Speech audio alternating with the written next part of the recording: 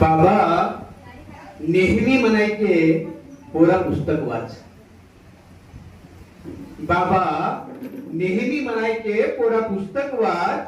पुस्तकाच्या पानात खाद्य असतं डोकं जगवण्याचं आणि माणूस बनवण्याचं. बाबा नेहमी म्हणायचे पोरा पुस्तक वाच. पुस्तकाच्या पानात खाद्य असतं डोकं जगवण्याचं आणि माणूस बनवण्याचं. एकदा का हे डोकं पिकलं, एकदा का हे डोकं पिकलं आणि माणसाचं माणूस झालं की आपोआप आपलं आयुष्य वटणीवर येत असतं.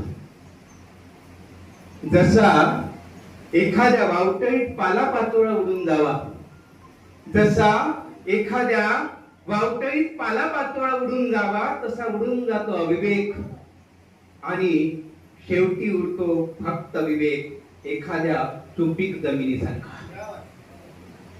जसा एखाद्या वावटळीत पालापाचोळा उडून जावा तसा उडून जातो अविवेक आणि शेवटी उरतो फक्त विवेक एखाद्या सुपीक जमिनीसारखा.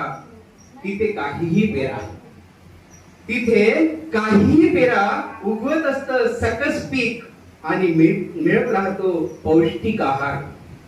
तिथे काहीही पेरा उगवत असतं सकस पीक आणि मिळत राहतो पौष्टिक आहार. बौद्धिक विचारसत्वांचा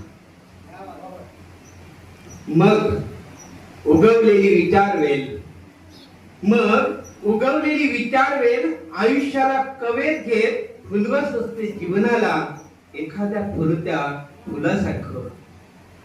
मग उगवलेली विचारवेल आयुष्याला कवेत घेत फुलवत असते जीवनाला एखाद्या फुलत्या फुलासारखं आणि उडत्या फुलपाखरासारखं. खवळलेल्या समुद्रात हेलकावे खात मोठ्या जिंतीनं किनाऱ्याला लागलेल्या बोटीसारखं किंवा वावटळीपासून वाचलेल्या वृक्षासारखं अथवा सुपीक जमिनीसारखं खाली फक्त उरावी निर्मळ माती. तसं